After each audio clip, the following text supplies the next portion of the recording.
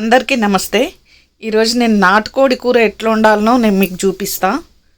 నేను ఇక్కడ కేజీన్నర చికెన్, అంటే ఒక కోడి కోపిస్తే కేజీన్నర వచ్చిందండి. ఇది కేజీల లెక్క అమ్మరు కదా, మొత్తం కోడి అమ్ముతారు.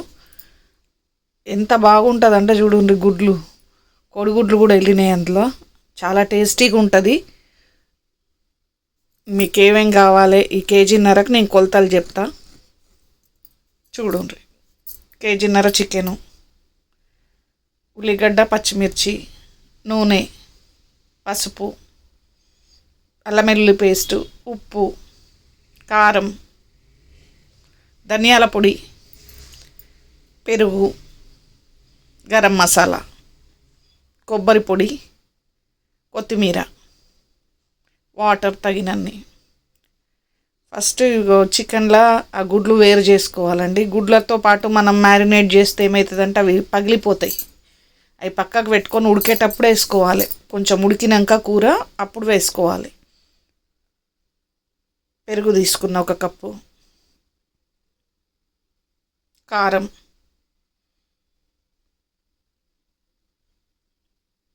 కారం 3 టేబుల్ స్పూన్లు తీసుకున్న చూడండి నిండుగా. ఉప్పు 2.5 స్పూన్లు,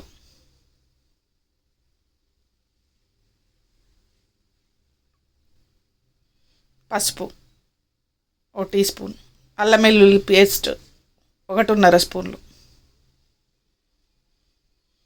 బాగా కలపాలండి. ఉప్పు కారం మొత్తం ముక్కలకు పట్టేటట్టు కలపాలి.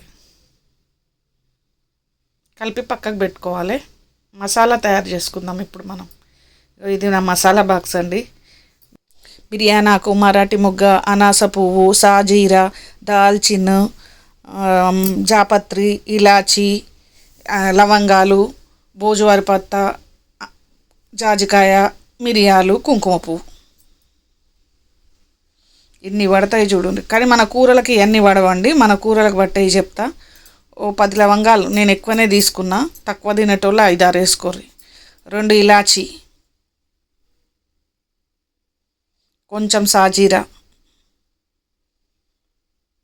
1/2 స్పూన్ సాజీరా, దాల్చిన్ 2-3 ముక్కలు చిన్నవి, 1 రెక్క అనాస పువ్వు వేసుకున్న చూడు. ఎక్కువ అయితే వాసన వస్తుంది. జాపత్రి కూడా చిన్న ముక్క, అవి చిన్న ముక్కలు సరిపోతాయి. మిరియాలు 5-6 వేసుకోవాలి. ఇవన్నీ కలిపి మనం దంచుకోవాలి.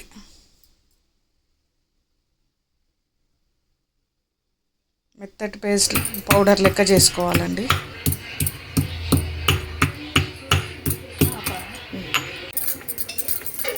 మెత్తగా అయింది, తీసి పక్కకు పెట్టుకుందాం. ఇప్పుడు కూర వండేటప్పుడు మధ్యలో అవసరమవుతుంది. అది 5 గంటల నూనె పోసుకోవాలి.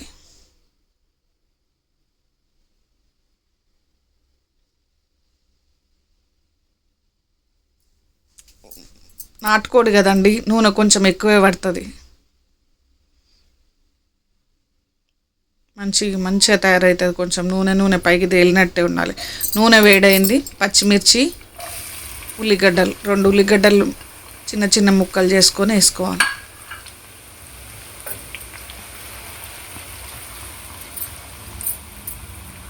మంచిగా వేగే వరకు కలుపుకోవాలి. కొంచెం పసుపు అండి, ఆల్రెడీ పసుపు చికెన్లో వేసుకున్నాం కదా. 1/2 స్పూన్ సాల్ట్.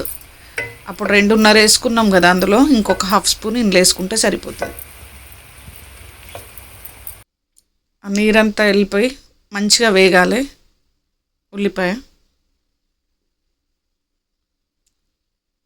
వేగింది చూడండి. ఇప్పుడు పక్కకు మనం అరగంట అయింది పెట్టుకొని నానబెట్టది మ్యారినేట్ చేసి వేసుకొని బాగా కలపాలి.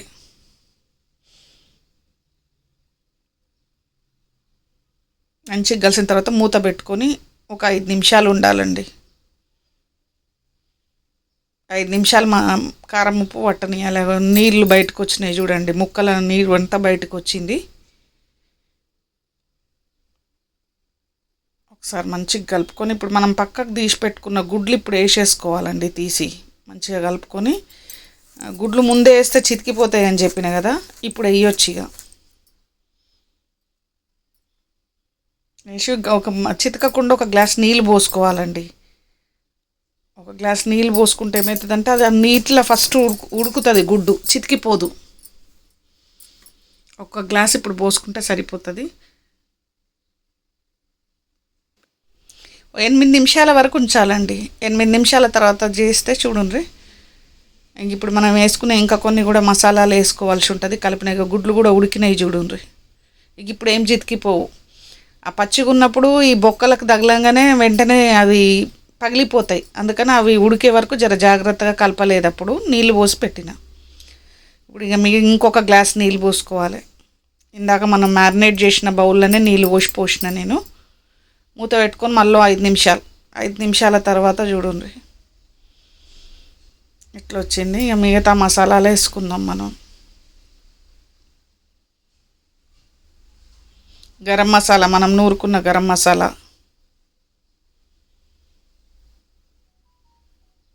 కొబ్బరి పొడి, ధనియాల పొడి వేసి ఒకసారి కలుపుకొని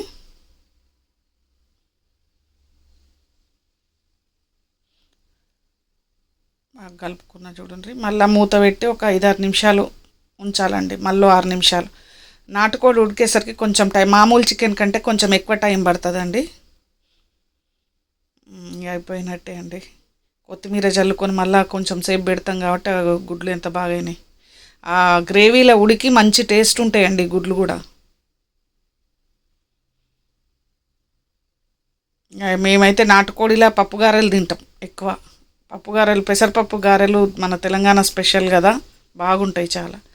కొత్తిమీర వేసుకొని మళ్ళీ కలిపి కాసేపు ఉంచుకోవాలండి. మళ్ళీ ఒక 3-4 నిమిషాలు. నేను చెప్తా కదా మీకు, అన్నంలో బగారన్నంలోనైనా తెల్లన్నంలోనైనా పప్పు గారెలు చేసుకొని చూడురి. గారెలు ఎట్లా చేయాలనో నేను నా నెక్స్ట్ వీడియోలో మీకు చూపిస్తా. ఇవాళ మేము చేసుకున్నాం కానీ నెక్స్ట్ వీడియోలో చూపిస్తా. అయిపోయిందండి, కర్రీ అయిపోయినట్టే. నేను ఇక బంద్ చేస్తా, స్టవ్ బంద్ చేస్తా. బంద్ చేసిన మీకు ఒక గిన్నెలకు తీసి ఒక ప్లేట్లకు తీసి చూపిస్తా చూడురి. ఎట్లయిందో మీకే కనిపిస్తుంది. గ్రేవీ కూడా కావాల్సినంత, ఇంకా అంత మాత్రం పల్చగా ఉండాలి.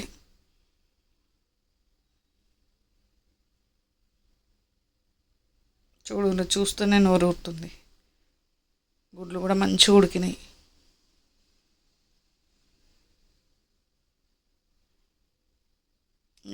ఆలస్యం చేయకుండా మీరు కూడా చేసేసుకోండి ఇంట్లో. గారెలు ఎట్లా చేయాలో నేను నా నెక్స్ట్ వీడియోలో చూపిస్తానండి. నచ్చితే లైక్ కొట్టండి, నచ్చకపోతే సలహాలు ఇవ్వండి. నేను ప్రతి వీడియోకి చెప్తానే ఉన్నా కానీ చూసి వదిలేస్తున్నారు మీరు. సపోర్ట్ చేయండి, మీ సపోర్ట్ మాకు అవసరం. కొంచెం కొత్తిమీరతో మళ్ళీ గార్నిష్ చేసుకున్నానండి. మేము గారెలు కూడా చేసుకున్నాం కదా, అవి కూడా చూపిస్తాం మీకు. కొలతలతో పాటు మీకు ఇంకో వీడియో చేసి చూపిస్తా. గారెలది, పప్పు గారెలది. ఆ 2 కాంబినేషన్ సూపర్ ఉంటుందండి. ఈ చికెన్ గ్రేవీలో గారెలు అద్దుకొని తింటుంటే ఆ టేస్టే వేరుంటుంది. ప్రతిసారి నేను లైక్ చేయండి అని ఎందుకు చెప్తున్నానంటే, మీరు లైక్ కొడితేనే ఇది ఇంకో 10 మందికి షేర్ అవుతుందండి. ఆ రకంగా నా వీడియో ఇంకో 10 మంది చూస్తారని ఆశ. మర్చిపోకండి. ఇక చూడండి ఎంత బాగా ఉడికిందో ముక్క. మెత్తగా ఉడికింది గుడ్డు చూడండి. తినబుద్ధి అయితే లేదు, చూస్తుంటేనే బాగుంటుందండి. ట్రై చేయండి. మంచిగా ఉడికింది ముక్క కూడా. 20 నిమిషాల టైం పట్టిందండి మొత్తం. మేము గారెలు కూడా చేసుకున్నాం, చూపిస్తా చూడుర్రి. ఈ గారెలల్లా అంట అద్దుకొని తింటుంటే అసలు అది అద్భుతం అండి, మంచిగా ఉంటుంది చాలా.